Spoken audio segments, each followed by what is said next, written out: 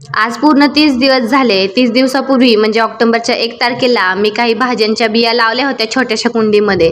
त्या इतक्या छान प्रकारे उगवून आल्या आहेत ना एका महिन्यामध्येच. हे बघा, ही टोमॅटोची, वांग्याची, मिरचीची आणि कोबी फ्लावरची रोपी लावली होती मी. आणि त्यामध्ये पण इतका पाऊस पडला ना मध्ये मला वाटलं की माझी रोपं काय आता राहत नाहीत, पण ती इतकी छान राहिली. इतका जोरात पावसात पण त्यांनी संघर्ष केला. आता ही काही टोमॅटोची रोपं आहेत ते मी जाऊन लावणार आहे रानामध्ये. ती मोठी झाली आहेत, नंतर ना बाकीचं बघू. बाकीची रोपं पण जरा मोठी झाली की ती पण जाऊन लावते. आणि हा बघा माझा लाडू आता धरून उभा राहायच्या प्रयत्नात आहे. प्रत्येक गोष्ट दिसली की त्याला धरून उभा राहायचा प्रयत्न करतोय. थोड्या वेळाने मी पण घेतली घरातली थोडीशी कामं उरकून. लाडूमुळे ना मला आता कुठलं पण काम करायला खूप वेळ लागतोय, कारण की तो इतकी नखरं करायला शिकलाय ना, काम शांतपणे करू देत नाही. आणि त्याची झोपही खूप कमी झाली खेळकर असल्यामुळे तो आता. त्यामुळेच कशी बशी कामे घेते उरकून लवकर लवकर घरातली, जसं होईल तसं. आता काय करणार, मदतीसाठी घरात कोणी नाही ना मला. तर मला आता जेवण पण करू देत नाही शांतपणे. जेवण करताना पण इतका मध्ये करतो ना, तर माझं जेवण कमी आणि त्याच्या ताटात हात घालणं जास्ती होतंय. त्यामुळे तो झोपल्यावरच जेवण करते मी कधी पण. तो झोपलाय म्हणून मी जेवण करायला बसले आणि तितक्यात लगेचच लाडू उठला. आता त्याला घेऊनच जेवण करावं लागणार. बघा मला मध्ये किती त्रास देतो तो जेवता जेवता. हे बघा, घातलं लगेच ताटात हात माझ्या. आणि हो, ऑनलाईन शॉपिंगचं येड फक्त मलाच नाही बरं का, मी माझ्या शेजार पाजारच्यांना पण ऑनलाईन शॉपिंगचं येड लावलंय. आणि दुपारी आम्हाला बाहेर जायचं होतं आणि बाहेर जायचं म्हणलं की माझा मेकअप कमी आणि बबडीच्या पप्पांचा मेकअप जास्ती असतो. तुमच्या घरी असतं का असं, मला नक्की सांगा. त्यानंतर लाडूला आणि बबडीला तयार केलं आणि निघालो आम्ही बाहेर फिरायला. आणि आज आम्ही दुसऱ्या रस्त्याने जात होतो, कारण की आमच्या नेहमीच्या रस्त्यावरती रस्त्याचं काम चाललंय, त्याच्यामुळे खूप खड्डे खुड्डे झाले आहेत. आणि हे बघा, आमच्या इथलं एक प्रसिद्ध मंदिर आहे विठ्ठलाचं, त्याला मिनी पंढरपूर असंही म्हणतात. आम्ही बाहेर गेलोय आणि काही खाल्लं नाही असं कधी होतच नाही. हे बघा, आम्ही टोस्टर घेतलं होतं. हे आहे अंड्याचं टोस्टर, त्यामध्ये एक उकडलेलं अंडं असतं. तुमच्या इकडे भेटतं का, मला नक्की सांगा. आता संध्याकाळी मी चिकन बिर्याणी बनवली होती खायला.